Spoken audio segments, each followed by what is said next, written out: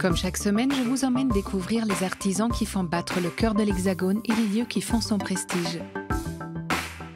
Aujourd'hui, dans version française, mode à tous les étages avec notre musée du jour. On vous propose une découverte du Palais Galliera. Le duo de designers Midriaz transforme la lumière en parure pour les intérieurs grâce à leurs expérimentations autour du laiton. Chez Louis Vuitton, le créateur Nicolas Ghesquière nous fait voyager dans le temps avec son défilé printemps-été 2022. Armé d'un pistolet à tufter, Guillaume crée des tapis aux couleurs pop et aux formes envoûtantes. C'est le geste. Et avant de rencontrer les créateurs de Midriaz, tout de suite, point de vue.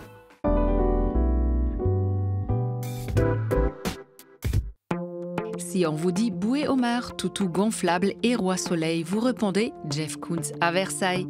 L'artiste américain, roi du kitsch, a en effet investi les lieux en 2008 pour une exposition controversée. En réponse à cette programmation audacieuse, certains organisent des manifestations à l'entrée du château, la qualifiant d'invasion du patrimoine français par l'art contemporain. Et pourtant, la folie des grandeurs de Louis XIV et l'artiste le plus cher du monde n'auraient-ils pas quelques points communs ? Avec Ukiyo-e, les éditions du Chêne proposent un ouvrage regroupant 21 estampes de Utagawa Hiroshige, célèbre pour ses représentations du mont Fuji et de la vie sous l'ère Edo. De la campagne enneigée aux scènes plus citadines, c'est dans un Japon d'un autre âge que l'artiste nous immerge. Petite particularité, si vous pouvez certes feuilleter ce livre, vous pouvez aussi détacher ces reproductions afin de les exposer chez vous. Et derrière chacune d'entre elles, vous retrouverez des conseils d'accrochage.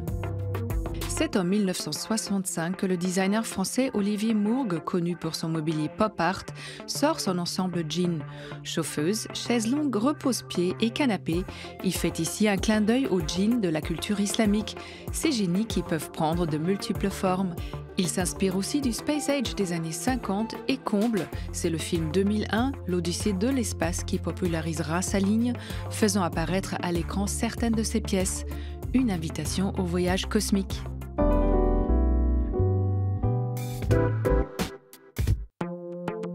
Au Palais Galliera, on revient sur les grandes époques de l'histoire de la mode. Pièces iconiques ou historiques, c'est tous au musée.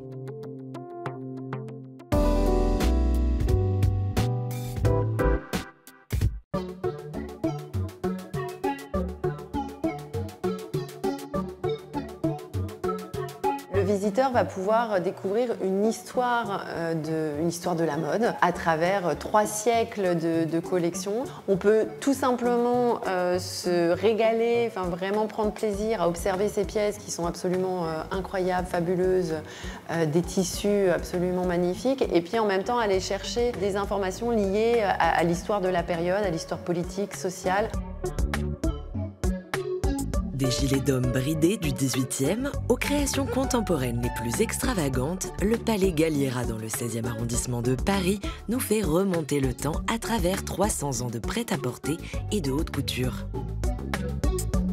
Tout commence en 1920 grâce à des peintres férus de tenues anciennes et qui fondent la Société de l'histoire du costume.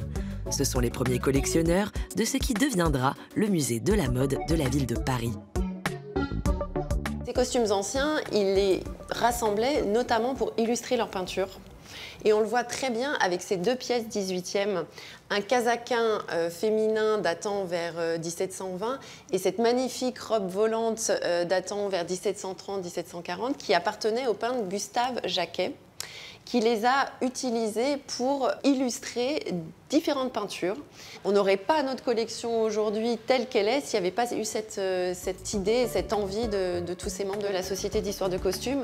Ces œuvres d'art textile sont aussi des archives historiques. Les collections révèlent par exemple les changements de courbe qui s'opèrent pour les vêtements féminins au XIXe siècle.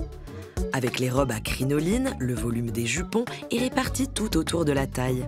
Puis, les tournures font leur apparition et se généralisent, créant une protubérance à l'arrière des silhouettes. On les retrouve sur ces vestes pour femmes qu'on appelle des visites. La visite, c'est entre la cape et le mantelet. Et la particularité, c'est une couture au niveau de la partie supérieure de la manche qui va finalement contraindre le corps, contraindre les bras. Et donc, seules les parties avant des bras seront mobiles.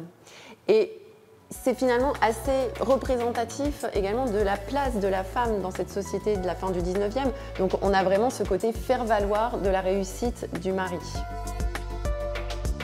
Ces pièces ont depuis disparu de nos garde-robes alors que d'autres courbes et d'autres formes inspirent toujours les couturiers.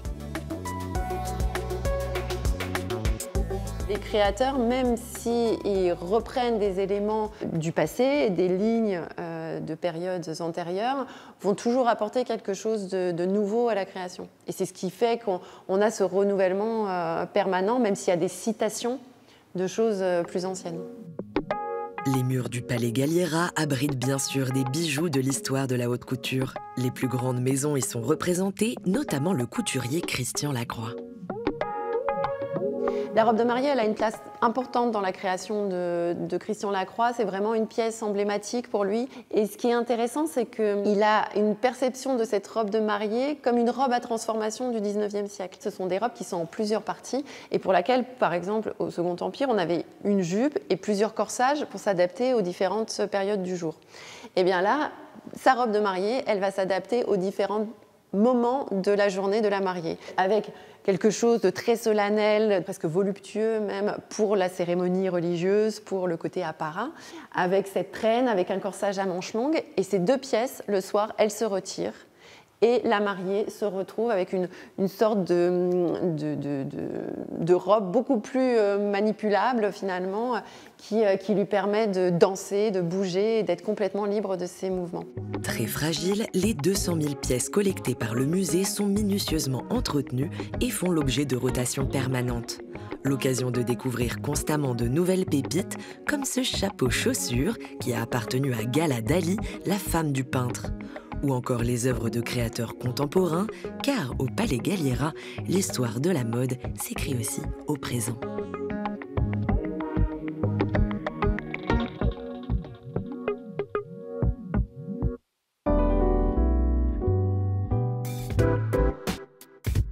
Jennifer et Malo composent le duo Midriaz. Ils font rimer technicité et beauté en travaillant le laiton. Ce sont nos invités du jour.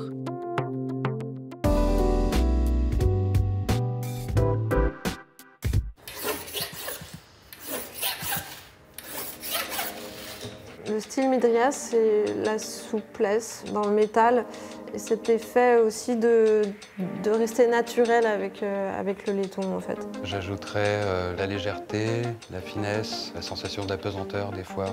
À la tête de Midriaz, un studio de création spécialisé dans les luminaires et le mobilier en laiton, Jennifer Meadows et Malo Boetiez forment un duo artistique où élégance et équilibre sont mis à l'honneur. Cet univers de formes souples et métalliques séduit depuis 2011 les designers et les plus grandes maisons de luxe par son travail inépuisable sur le laiton entre jeu de texture et de contraste. L'intérêt de ce métal, c'est que structurellement, il apporte beaucoup de possibilités, puisqu'on peut faire des choses à la fois très lourdes et très légères à partir de ce métal.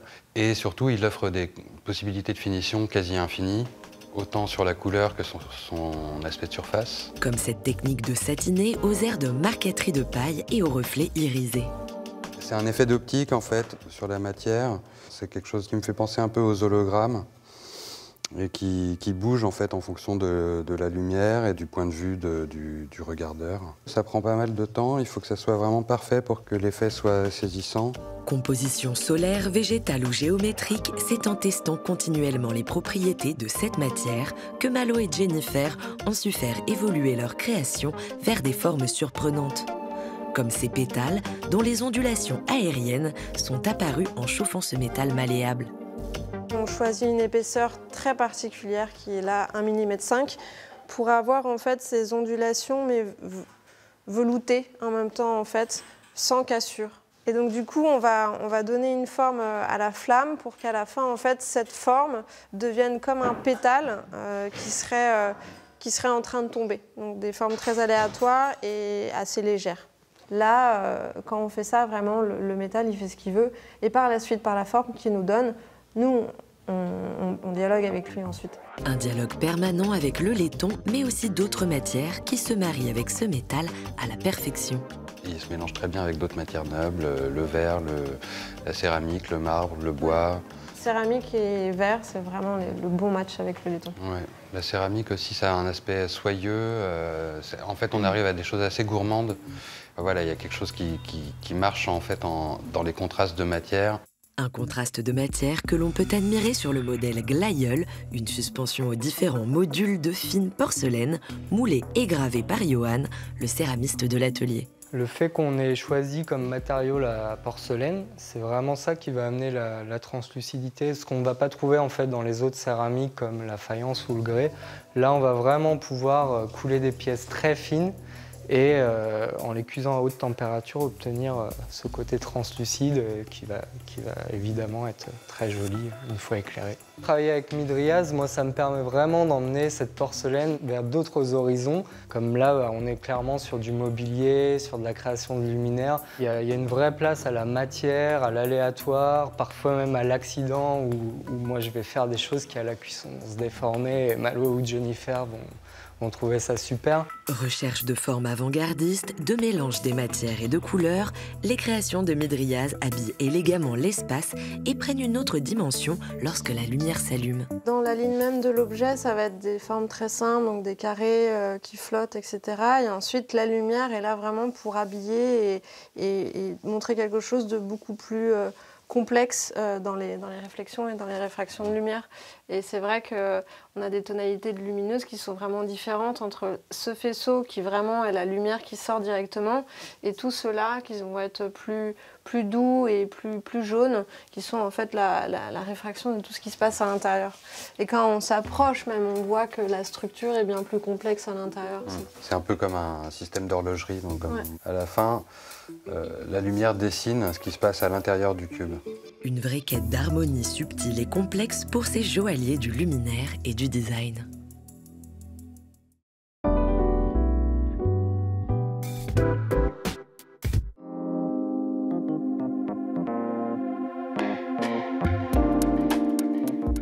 Bonjour Jennifer, bonjour Malo. Bonjour. Tout a commencé au musée de l'histoire naturelle autour d'un crocodile de la préhistoire. C'est ce qu'on m'a dit.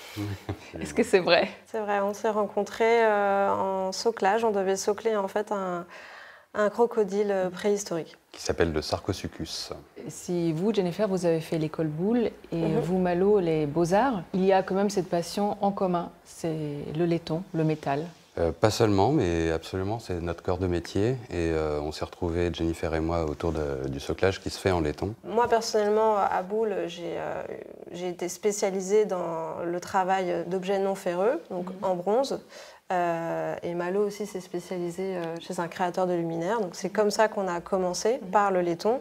Mais aujourd'hui, on évolue vers d'autres matériaux. D'où vient le nom Midriaz? C'est le phénomène de dilatation de la pupille sous l'effet de l'obscurité ou du plaisir. On cherchait quelque chose qui résonne de manière un peu atemporelle. Donc la racine grecque nous intéressait aussi. Et puis on a changé l'orthographe parce que graphiquement ça marchait mieux, voilà, tout simplement. Votre première collection s'appelle Artefact. Racontez-nous cette toute première aventure. C'est donc à ce moment-là qu'on s'est vraiment rencontrés. Et c'est comme ça qu'on a commencé à dialoguer tous les deux. C'est un peu parti dans tous les sens. On s'est un peu cherché en fait à ce moment-là, Malo et moi, et on s'est rencontrés dans ces objets-là. Vous avez notamment dit, Jennifer, qu'il était important d'avoir une vraie signature, un style reconnaissable. En quoi est-ce qu'il consiste ce style? Alors chez nous, en fait, on a réussi à trouver vraiment une signature par le fait de la déformation du laiton à la flamme. Et on trouve que c'est une très belle façon de dialoguer avec le laiton. C'est-à-dire qu'en fait, on passe la flamme et le laiton fait ce qu'il veut, en fait. Et nous, on l'écoute. Et par rapport à ces formes qu'il prend, la création découle de ça. Ce qui est, je trouve, très, très intéressant dans vos créations, c'est qu'il y a un côté très organique, presque fluide du métal, ce qui est absolument contradictoire à sa matière. Les gens souvent imaginent, quand on dit « je travaille le métal », que ça va être rigide, très froid, très rigide, très dur. Et pour le coup, déjà le laiton en soi, à partir du moment où il est brossé ou s'il est poli, il a cette chaleur qui arrive.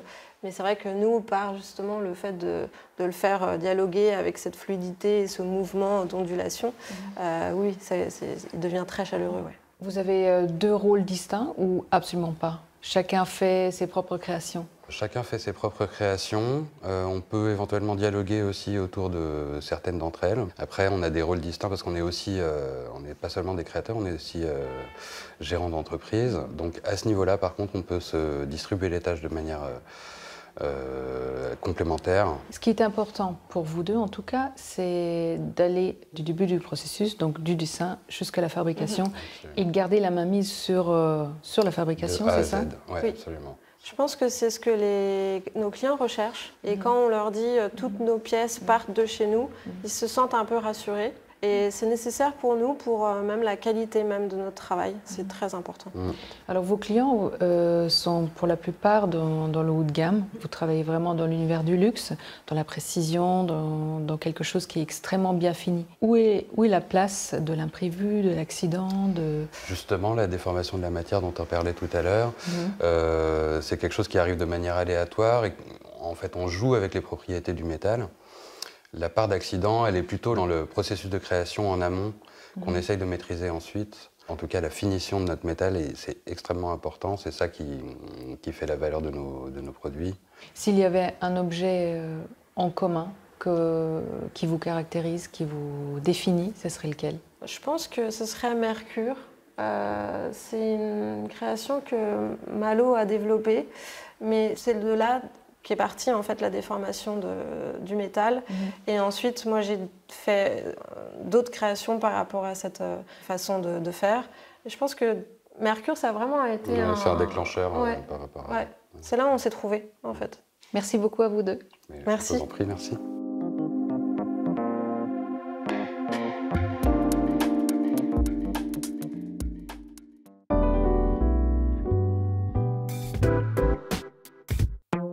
C'est au cœur de l'histoire de la maison Louis Vuitton, mais aussi au fil des siècles que Nicolas Ghesquière a puisé son inspiration. Décryptage.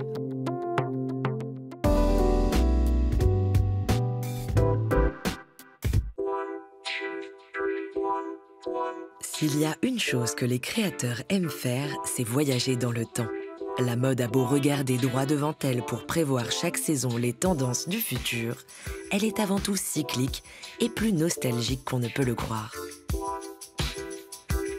Pour inventer les styles de demain, c'est bien souvent dans le passé qu'elle va piocher ses références.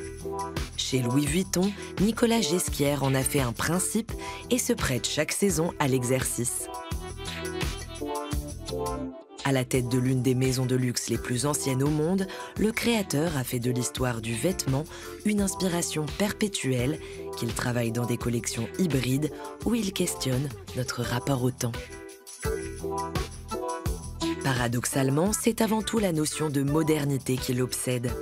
Révélé chez Balenciaga à la fin des années 90, il s'y était illustré en associant la mode grandiose et architecturale de cette marque mythique à des références futuristes, des coupes asymétriques et des matières techniques. À la tête des collections femmes Louis Vuitton depuis l'année 2012, il y a affiné son vocabulaire avec des créations où se croisent le Moyen-Âge, la Belle Époque et les années 2000. Pour l'été 2022, il présente sa collection dans le passage Richelieu du Louvre où Louis Vuitton lui-même recevait l'impératrice Eugénie pour qu'il fabriquait ses fameuses malles de voyage. Aujourd'hui, les malles sont devenus des sacs à main, déclinés dans tous les formats et matières. Ils servent de fil rouge à cette collection qui traverse l'histoire. Des robes à panier y évoquent le 19e siècle dans des versions assouplies et légères, décorées de broderies qui rappellent les années 30.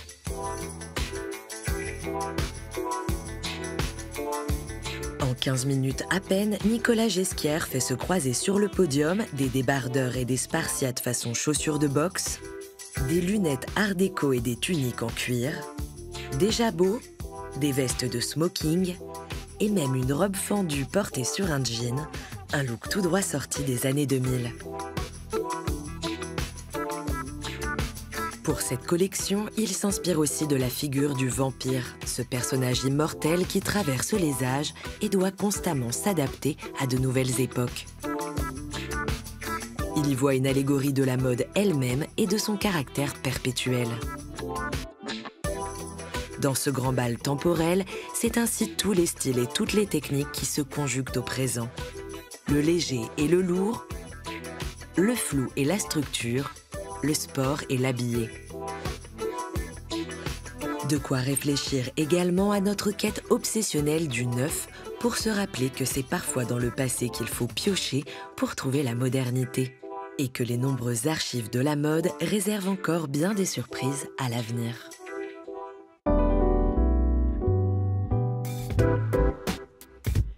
Courbes délicates, formes géométriques et jeux de textures. Chez Atelier Paolo, c'est Guillaume qui est aux commandes. Zoom sur la création de tapis.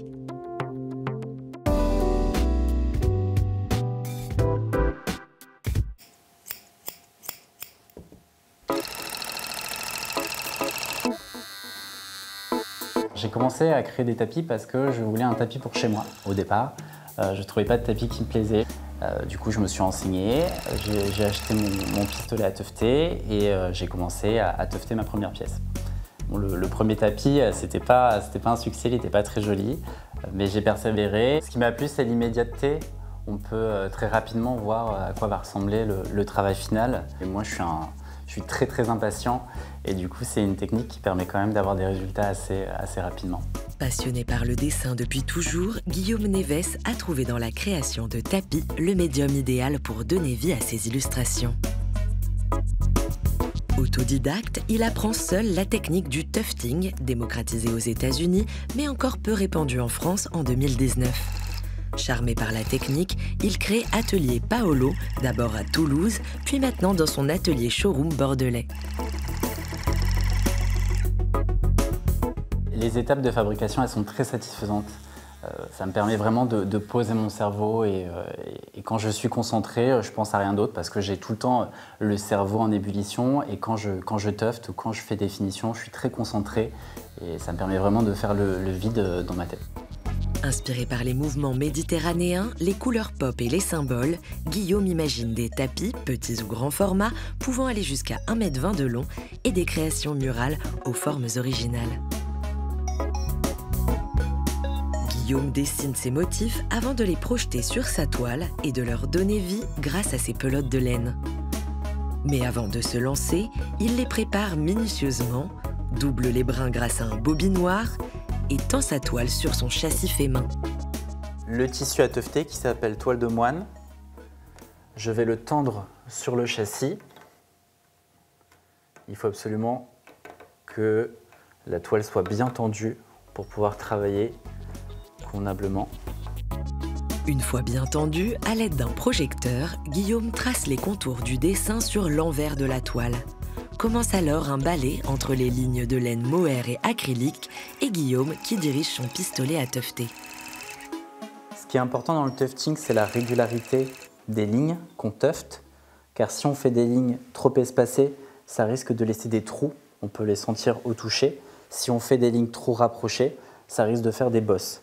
Ce qui est important, c'est d'avoir une bonne régularité pour avoir quelque chose de propre. Moi qui aime bien être concentré dans mon travail, là j'ai pas le choix, il faut vraiment que je sois hyper focus parce que si je me perds dans mes idées, je vais faire une ligne complètement de travers, donc au moins ça me permet de me concentrer. Si la technique du tufting demande rigueur et minutie, l'erreur de parcours n'est pas irréversible. Ce qui est bien avec le tufting, c'est qu'on peut vraiment défaire, refaire. Si on a par exemple empiété sur une forme, on peut enlever facilement à la main ou à la pince à épiler. Si on se rend compte que la couleur qu'on a utilisée ne rend pas bien avec les autres, on a le droit à l'erreur. Et ça, c'est vraiment bien. Guillaume fait défiler les couleurs et les pelotes tout en soignant les motifs de ses tapis avec une découpe au ciseau pour avoir des formes bien nettes et définies.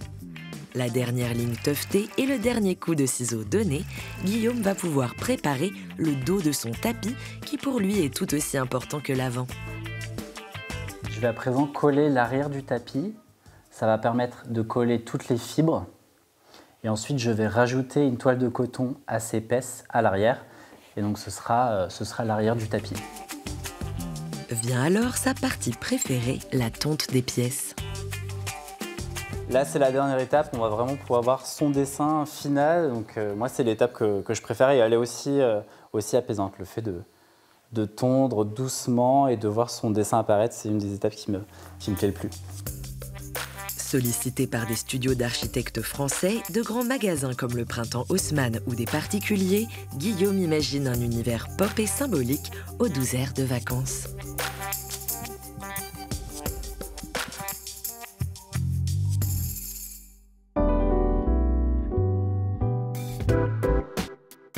Version française est déjà terminée, mais on se retrouve très vite pour toujours plus de découvertes. Bye!